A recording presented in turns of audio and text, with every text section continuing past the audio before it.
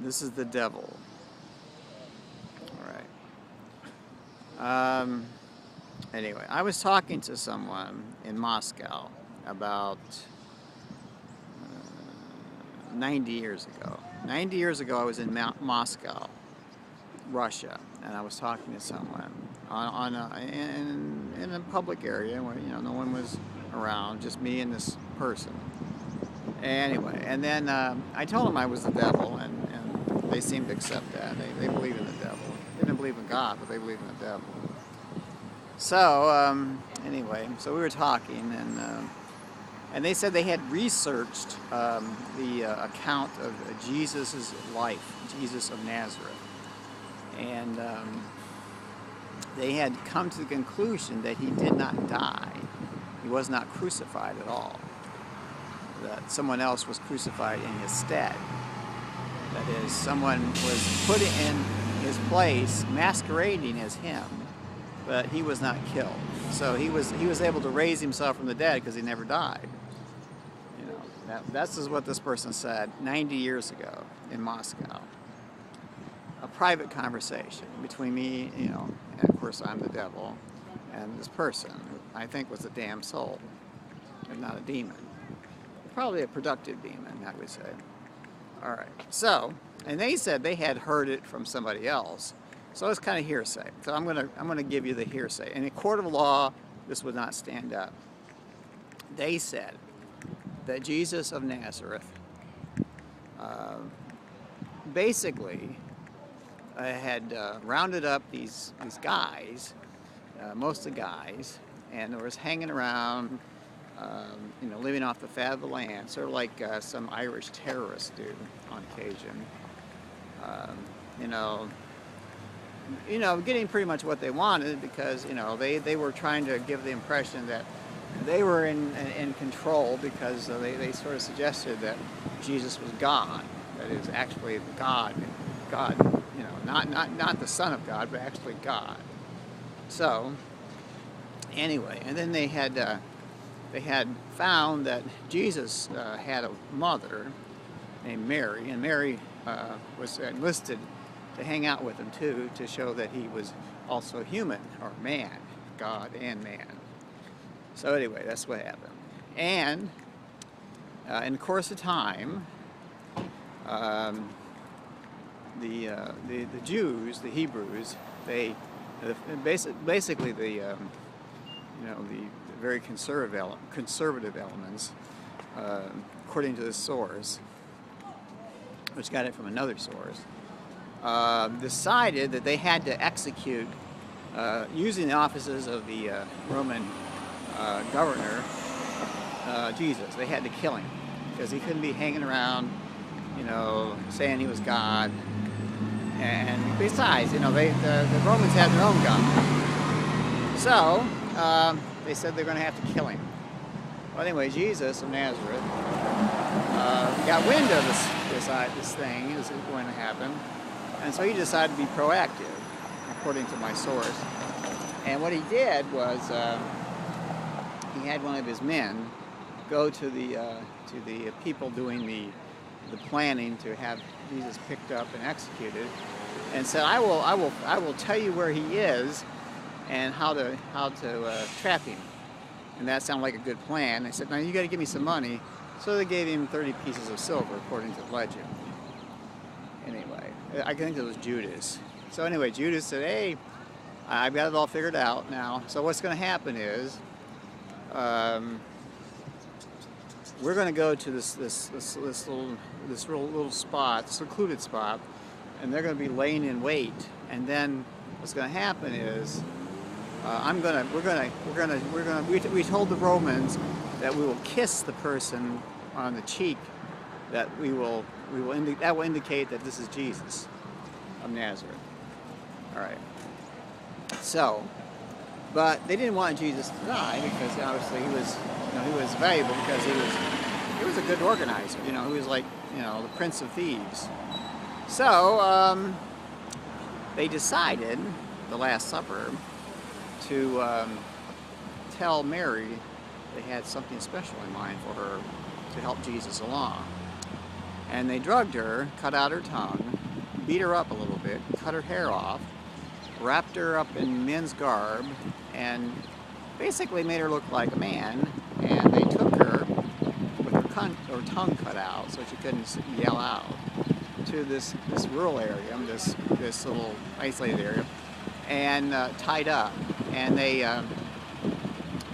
anyway, at some point, someone kissed her, and then the Romans grabbed Mary, the mother of Jesus of Nazareth, instead of him. And they, since she couldn't say anything, she couldn't say, I'm not Jesus of Nazareth, I'm his mother, then she was executed.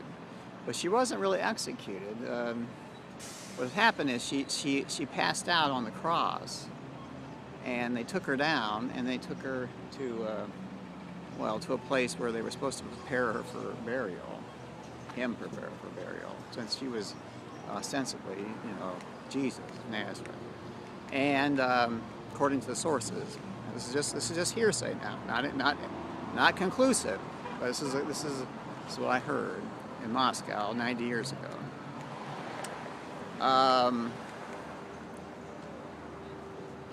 Basically, they took her and they just tossed her to the dogs, wild dogs. So the wild dogs basically ravaged her and chewed her up pretty bad, and in the field. And then eventually, she was so badly injured by the wild dogs that she appeared to be dead.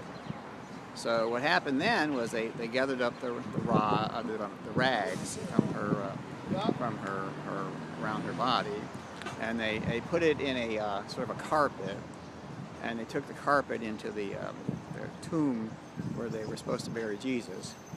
And this was ostensibly Jesus' body, but it was just a bunch of rags wrapped in a carpet. Anyway, and then they took the remains of they didn't do anything with the remains of Mary. They just left them there in the field to be devoured by the dogs, in which they were eventually. But when it came time for the Romans to investigate where the Jews, that is Jesus of Nazareth, men had taken him, they guarded the tomb, and when they guarded the tomb, they assumed that there was somebody in there. There was a body. But anyway, then there's this woman named Mary Magdalene, that's it, who had been afflicted with 7 devils, evidently. I guess probably still was. And she, according to my source, came up to the Romans and said, I really didn't like Jesus of Nazareth, and I hate him. I really hated him, and I didn't want him to be around him, but they paid me money because, I'm a prostitute. And so then what happened was,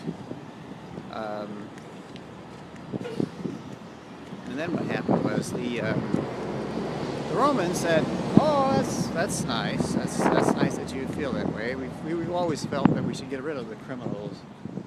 And so, anyway, she had some wine with her, and she said, here's some wine, and so on and so forth. So, and she said, oh, by the way, we understand that there was a fair amount of gold secreted with Jesus of Nazareth's body, so that he would have something to buy his way into the afterlife, sort of like the Egyptians, Anyway, so then what happens is she leaves the wine. Now the wine's got poison in it, but that doesn't matter right now, because I'm going to tell you that the Romans took the stone away from the tomb, went inside to see if they could dig up the gold from Jesus' body, Jesus of Nazareth's body.